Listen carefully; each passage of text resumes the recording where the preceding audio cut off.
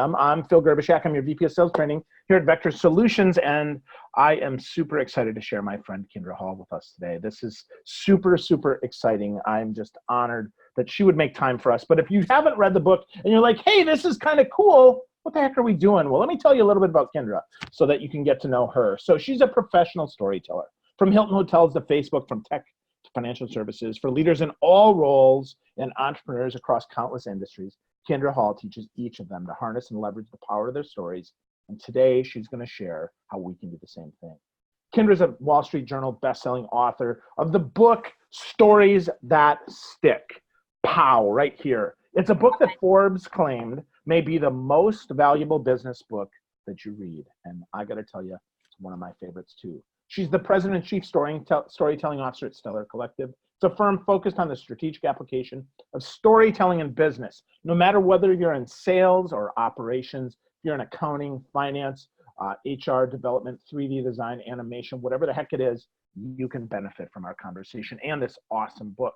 She's a former director of marketing and VP of sales, so that's why she's in my heart and one of the most amazing people I know. She's a contributing editor to Success Magazine and was guest faculty at, get this, the Harvard Medical School. Now, while she'll never win the bake sale at her kids' school, she's always a welcome guest reader in their classrooms. Today, we're honored to bring author, communication expert, and professional storyteller, and my friend, Kindra Hall, to all of you.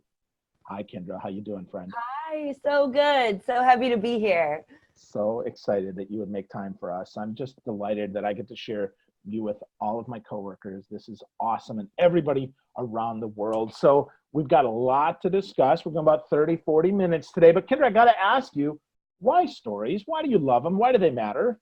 That's a loaded question. But, I think sometimes you find a career or a calling, and sometimes a calling finds you. And really, I told my first story when I was 11. It was just an assignment for 5th grade, and we were supposed to go read a children's book to a 3rd grade classroom, and that was the assignment. But when I got into the classroom, it was right at the end of the day, and so the 3rd graders were just, I don't know if you've ever met a 3rd grader, but then put a whole bunch of them in one room. Like it was pure chaos. And I remember, and the teacher was just in the back of the room, like, when are the buses going to come? And I had to stand up there and read a book, and I knew they weren't going to listen. So I decided to put the book down and just tell the story. And it took maybe 3 sentences, and all those 3rd graders were like, all eyes were on me. I held them in the palm of my hand. And so at 11 years old, I remember thinking, maybe I'm onto something here. Like maybe this is a thing. Now, of course, I didn't launch my career as a storyteller, but that moment was so powerful that I did then continue to just kind of test the efficacy, if you will, of storytelling. I would tell stories to my parents when I wanted them to extend my curfew. I would include stories in my research papers to A, fill space, and B, show that I understood the concepts that were there. I eventually ended up going to storytelling festivals, which, yes, they have those.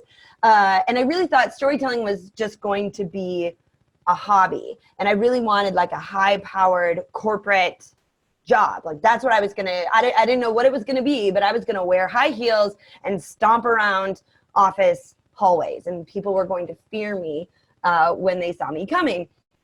But as I moved into that space in marketing and sales, I wouldn't say that I was haunted by, but the power of storytelling just kept following me wherever I went.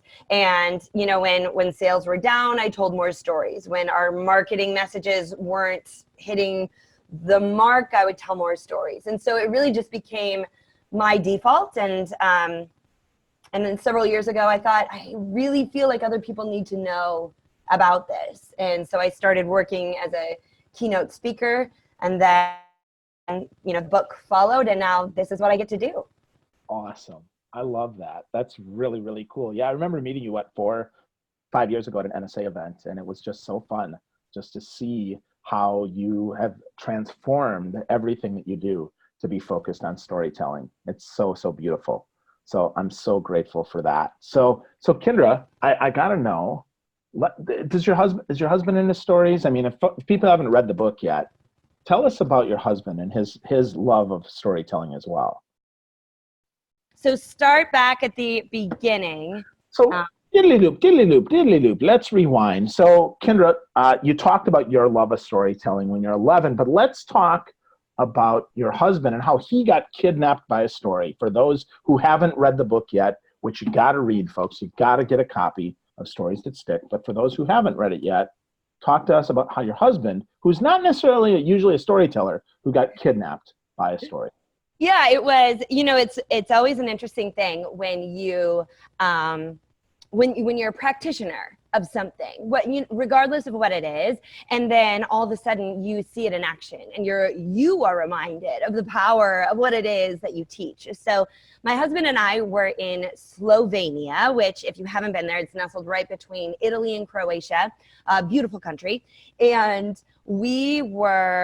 I was there because I was speaking to a big marketing, advertising conference about the power of storytelling. And so we were touring around Slovenia. It was the evening of their big tree lighting ceremony. So it was dark, the air was damp, there were Christmas lights all along the cobblestone streets. And as we were walking, there was vendors with their shops open, chestnuts roasting on open fires, and we were just window shopping. We were looking at the items in the window. And I say looking because that was the deal we had made.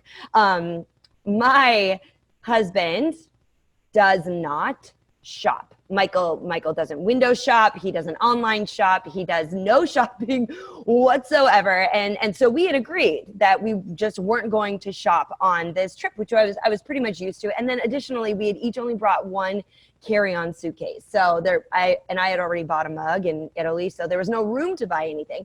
But as we were walking from across the cobblestone street, I saw it out of the corner of my eye. It was one of the shop windows, it was a sparkly, glittery, sequency pair of sneakers. And I just by instinct, I know people think it's high heels because I don't say that it's sneakers in the book, but they were sneakers, which made them even that more mind-blowing. So without even thinking about it, I grabbed my husband and I just pulled him into this little Slovenian boutique. And I hightailed to the back of the store, which is where I was pretty sure the shoes were. And he kind of hid behind the cologne counter because he didn't want to buy anything. Well, when I got up close, the shoes actually were ugly. And then I felt immediately guilty that I had betrayed my husband's trust. And so I ran back to the front of the store and was just about to pull him back out onto the cobblestone streets when from behind the perfume counter appeared this Slovenian sales clerk, young man, tall, really skinny fingers, I noticed. And he said to my husband, "Excuse me, sir, are you looking for a scent?" Now, the guy was so far off because not only was my husband not looking for a scent because that would imply buying a scent, and we already covered that. But my husband, Michael, wears no cologne. He believes his natural scent is good enough for the world. So I'm thinking to myself, oh, this is not going to happen. And again, we were trying to get out the door, but then the clerk continued. And he said, "Perhaps you'd be interested in this." And he pulled from one of the tops of the display shelves this box. It was blue and white striped. And on the front of it, it said 8 and Bob. That was the name of the cologne. And the clerk said, "It is our bestseller." And just then we were about to just kindly leave, call it like a language barrier. I don't know. And he said, "Let me tell you the story." And the clerk started telling this story. He said, long ago, there was a young American, and he was, by all accounts, absolutely irresistible, handsome, smart. Everyone could sense that he was a rising star. And one day, he was traveling in the French Riviera, and he was sitting outside at a bistro, and a gentleman walked by, and on the air that followed him was this incredible scent. Well, the young American had to have it, and so he stood up and he chased the man down. Well, it turns out the gentleman was a French aristocrat. I always screw that up. Aristocrat. Aristocat is the movie. Kids, they mess with you, Phil. Okay, so it's like a French aristocrat who dabbled in making his own colognes. He never sold them, but the young American begged him, and so sure enough, he gave him one of his bottles of his scent that he created. Well, when the young American got back to the States, if he was irresistible before, he was even more so now, and all of his buddies were like, we've got to have this cologne, like this isn't fair. And so the American wrote to the Frenchman and said, would you please send me 8 more bottles and 1 for Bob? And at that moment, the sales clerk stopped and looked at us to see if we were listening. And we were, like, Michael hadn't blinked. And the clerk said, now you see, Bob was the American's brother. And you might know the American as John, or rather, J.F. And at that moment, the clerk stopped and my husband responded, hey. Right, and so what it was is that it was JFK's cologne. So the clerk continued about how, over time, trade between France and America had become complicated, and so he had to hide the cologne in books. And at that moment, the clerk pulled open the box, revealing a book, and then opened the book, and there, nestled between the pages, was the bottle of 8 and Bob. And my husband said, I will take it. And I've never heard him say these words before. Now, as it turned out, they were all sold out. Like, the clerk was so good that there weren't even any more bottles. Like, we couldn't buy it. But Michael was still, like, fueled by the story. We headed back out onto the streets. He was like, people have to know about this.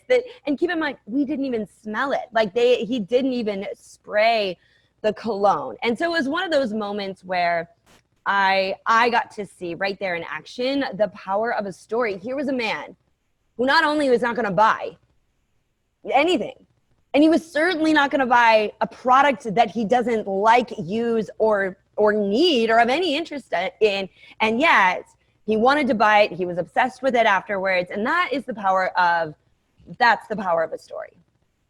Wow.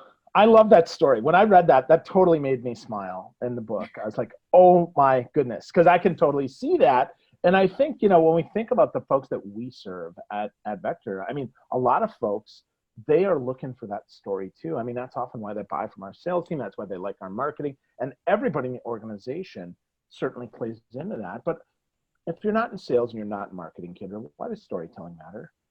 Oh. I really think that,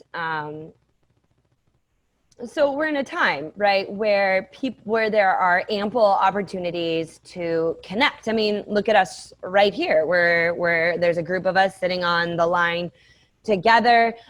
We have social media. Like, there's so many ways to be uber connected, and yet so many people feel disconnected. We feel sad about our lives. We feel alone or misunderstood. I mean, this goes away from business and it doesn't.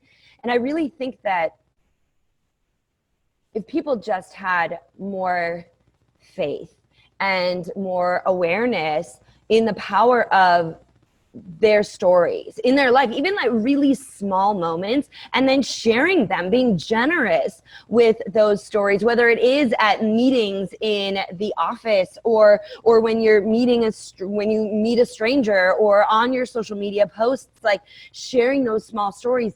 That's the most genuine way that humans connect. And not only that, but the person that you're sharing it with, it helps either give them a perspective on maybe something they hadn't seen or heard or understood in that way before. Maybe they've been living that exact same situation, and so you've just made them feel normal and grateful for that. And then internally for ourselves, as we're looking at the moments in our lives as possible stories that could be told, it adds value and purpose to our own lives.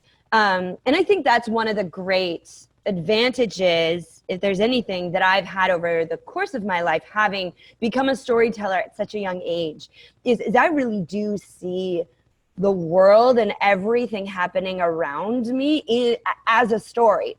And sometimes we're in the middle of the story.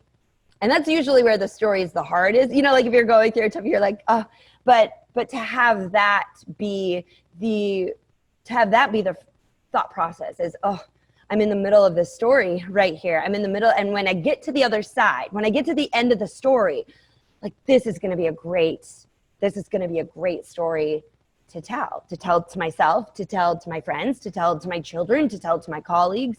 So I really do think that like storytelling would solve a lot of problems in the world. If not the world, then just with you and the person sitting next to you.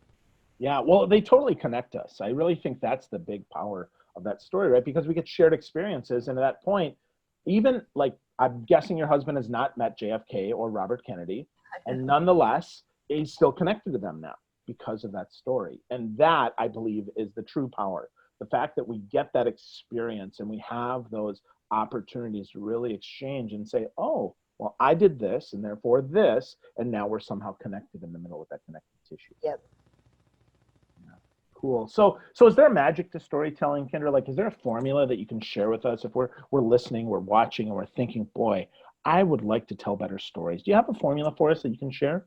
Yeah. So that was one of the things that was really important to me as I wrote the book, as I shared the message of storytelling, is that I don't feel like it's a new concept, and I don't feel like I'm the first person that has been talking about storytelling, and certainly not storytelling in business. Someone said to me, storytelling is having a moment, and I'm like, or it just is a big deal and has always been and will be, but that's beside the point.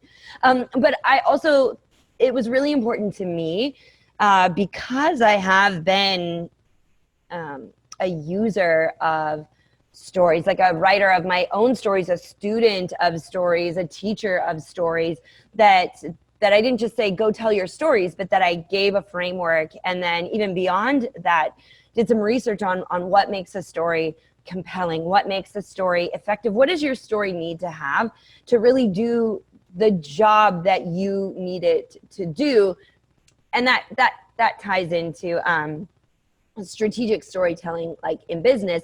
But anytime you want your story to stick, what does it need to do? So in the book, stories that, hey, look at that, I just said the title of my book without really meaning to. It's a good title, I guess. But in stories that stick, I outline a framework, a 3-part framework, and then also 4 key components that stories need to have. And my goal in this is to make it accessible to anyone.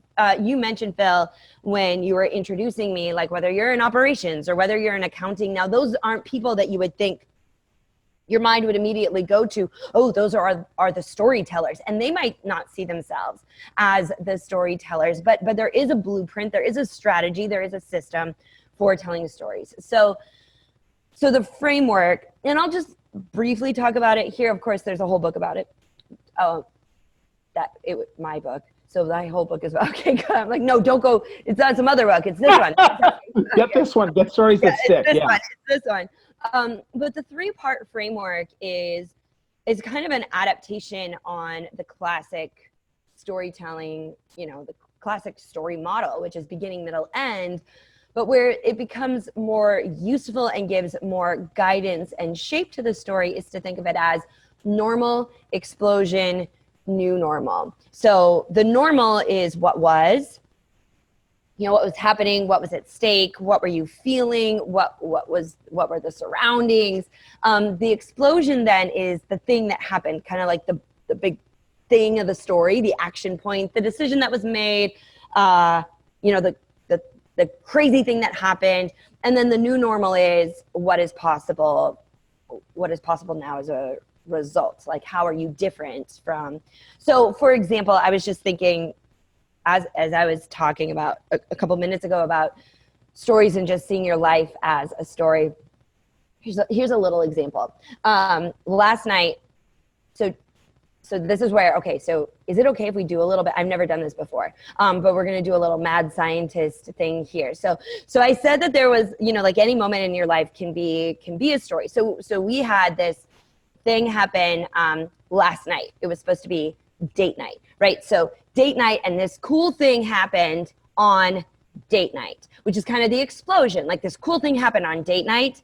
And I could just say like, hey, we went out, we ended up at the St. Regis in New York City because that's where we live. And there was this old guy sitting behind us, and it turns out it's Jerry Jones, the owner of the Dallas Cowboys. Like that could be, wow, cool. But to make it a story, like the reason that this is so interesting is because we were supposed to go on this date night, and date nights are an important thing. I travel all the time. We've got a lot going on, right? So to stay connected as a couple, it's important to take time out. And it's also important because Michael doesn't usually schedule date nights. I usually schedule date nights. So he got this email that Leslie Odom, this guy who was Aaron Burr in Hamilton, was going to be giving a lecture last night. And he saw this come through, and he bought us tickets, and he was so excited. But then, like, as the date approached, our babysitter, like the night before, the babysitter called in sick. So I was like, oh man. So we quick scrambled to find a new babysitter. And then we realized it was daylight savings. So though we, the show was it was like the whole night felt like, it's 7 p.m., but it feels like midnight or whatever. So by the time date night rolls around, we're exhausted, like we're tired. And then we find out that Michael thought it started at 7, but it actually started at 8, which is even later, which is 9 daylight savings time. So basically we force ourselves to leave the house when what we really wanted to do was just stay home. So we go, we head up to where the show is, we walk in, security guards are there, and they're like, can I help you? We're like, we're here to see the show. And they're like, oh, there's no show. Like, no, there's a show. We have our tickets. They're right here. They're like, oh yeah, no, it must have been canceled. There is no show. So we're like, oh my gosh, like this what? Like we got the babysitter, we put on clothes, like we're doing the date night thing, which we didn't even want to do, and now it's canceled, it's closed. And we stood outside the venue, and we're like, do we just go back home and tell the babysitter we're sorry? And we just decided instead, she made the effort, maybe we'll just take a cab downtown and go to the St. Regis and just have a glass of wine and then go home. So we're at the St. Regis having a glass of wine. All of a sudden we look behind us, and there's Jerry Jones. My husband's all excited about it, and Jerry Jones is talking to all the people, and we think he's meeting with like the owner of the Giants, and they have a big game. Everyone's saying good luck on your game, on good luck tomorrow. And I'm like, what are they? And we're like, oh, it's Monday Night Football. Like Cowboys must be playing the Giants. Like it was this whole cool thing that's like happening right behind us, and we're like there in the presence of it. And so then we're talking about, wow, like how do you get to that, and I don't know much about it. And anyway, it just ended up being this like really cool thing, because it's always cool to see someone like that. Like that guy's a legend, like him or don't, like.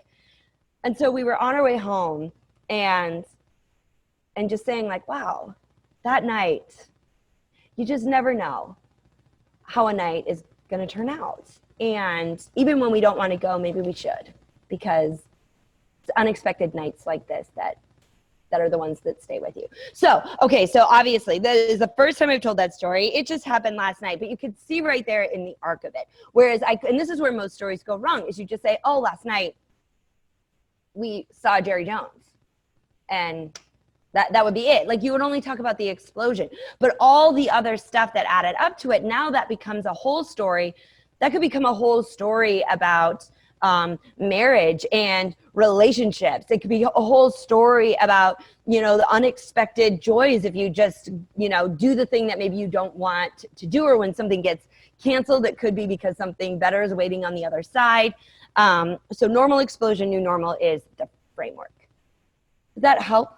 Yeah, that's great. Normal, explosion, new normal. That's fantastic. I love that. That's an easy framework that we can do. So as we're thinking about that, right, how might you think about how that might play into, someone not in sales or marketing, though, telling a story, right? Is there something that, because, you worked in sales and marketing, so I'm sure you work with accountants and financial people and stuff like that. So give us maybe one of your stories that maybe fits in that framework with the kind of all that framework.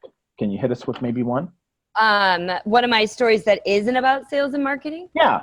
Yeah, maybe somebody that you know that maybe had that, right? Because you just gave us like a one of your husband stories. So do you have like one that's maybe more work related? It doesn't, it doesn't Oh, have to one be. that is more Yeah, work related. yeah. Yeah. So, well, actually, let me tell you the one that is in, because I also think it's important to note that they don't have to be big stories. Like they can be really small stories. And so one of the stories that's in the book, and one that I tell often, is about this woman who is a financial advisor. Now, of course, her job is to gain new clients, to establish trust, to let the client know that they can trust her with their money, like with their life savings, with their future. Like it's all about trust and relationships in that industry, and frankly in a lot of industries. So she went back through her childhood, or just through her experiences. She was really looking to find the story that would build that bridge between her and a potential client. And the story was back when she was a little girl. Money was her favorite toy. Like, money is the thing she liked playing with. She liked folding and unfolding the bills. She liked stacking the coins. She loved playing with money. And her mom would always say, don't play with money, stop playing with money. And the girl would ask why, and the mother would say, well, money's dirty. And I thought that, like, money's gross, it changes hands. So the girl was really disappointed, and then she got an idea. And she took all of her money, and she got a little bucket and brought it out into the backyard and filled it with soap and water and carefully washed all the money and laid it out to dry. Well, her mom came outside and said, oh, what are you doing? I told you not to play with money. And the little girl said, but now it's clean. Like, now you can play with money. And then the woman stops and says, I now know that laundering money is a bad thing. Which, okay, so funny. But then she says, but you can trust that I will love your money too. So there, but like, to just say to somebody like, oh, I'm going to love, you can trust me. I will love you. I've always loved money. Like, that isn't going to, but by telling that story, it instantly gives a perspective into who she is as a person, while illustrating that really important point. Awesome. That's a great story. That's such a great story, Kindra. I love that. So that's so fun. Like, yes, I love that story. Yeah, that's awesome. That's awesome. So the book is terrific. If folks are thinking about getting the book, get it at storiesthatstick.com. Kendra's got stuff there. It's on Amazon. It's everywhere. But Kindra, what's one more tip? If folks want to get started storytelling on their journey, how would they do that, especially if they're not in sales or marketing? Especially if they're not in sales or Yeah. marketing? I think it's in any leadership role. So whether it is in business or in life, we are all tasked with delivering important messages. So maybe it is like a Monday morning meeting that you have at the office. Maybe you have a meeting with your child's school counselor or with their teacher. The first thing to do, here's really the first step, is to think about an upcoming situation, whether it is a meet, or maybe you have to have a family meeting, or maybe, whatever it is. Think about an upcoming event where you might be able to tell a story. Now that you know that there are so many options for stories, and that it can be so valuable, what's an upcoming event, high stakes event, where maybe you could use a story? Start there, because I think picturing it in that way is really helpful. Then think to yourself, okay, what is the message that I need to deliver in this meeting? All right, like, is it that, like, are you downsizing, or are you shifting gears away from this methodology of operation to now this methodology of operation? Are you new in an organization, and so the big meeting is that you're introducing yourself, and you want them to know something about who you are and whether or not they can trust you? If it's something, upcoming with I mentioned like an upcoming meeting for your child, maybe you need to convey the message that, yes, learning can be difficult, but the excitement about learning is there. So tell a story about a time your child exhibited excitement for learning. So think about an upcoming event. determine what the key message is that you want to deliver. Then take a step back and just start thinking, when is a time that I saw that message in action? When was a time that I saw that action play out? And you're really just looking for scraps of moments of possibilities. And once you have a few of those, then you can start using the formula, the components we talk about in the book to shape that story. Awesome. Super beautiful. That's fantastic. So, fellow coworkers, friends, everyone listening, take a look at Stories That Stick. If you haven't got your book yet, Kindra, you read the book, don't you? Yeah, I read the audio. Yeah. Yep. Yeah. So go to Audible. Amy's got a copy of the audio. I've got the hardcover. If you don't have it, get a copy of the book. If you want to, I just encourage you folks, get a copy of the book and learn the framework, and then put it into play, and then re-listen to this. We're going to share this out again and again so you can get this, and you can get more from Kindra at kindrahall.com. That's KINDRAHALL.com, and check her out on Instagram too. She's fantastic, and I'm so glad that she shared some time with us today. Thank you, my friend. I really appreciate you. Thank you so much, Phil. Thanks, everyone. This is great. Yeah. Anybody have any questions before we wrap this baby up?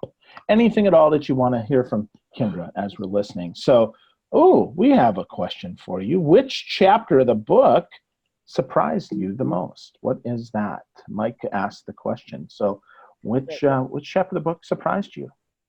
You know what? I would say the chapter of the book that surprised me the most was chapter 1. Obviously when you're writing a book, like, you write it in order pretty much. I mean, sometimes. So this book was pretty much written in order, but for whatever reason, chapter 1, I wrote it the first time and it was just bad. And then I went back and I rewrote, because I had to write it for the proposal to even pitch it to agents and then on to publishers, and it just wasn't great. And then I went back and tried to rewrite it again and again and again and again. And then I pulled in originally the extra gum example wasn't in there. And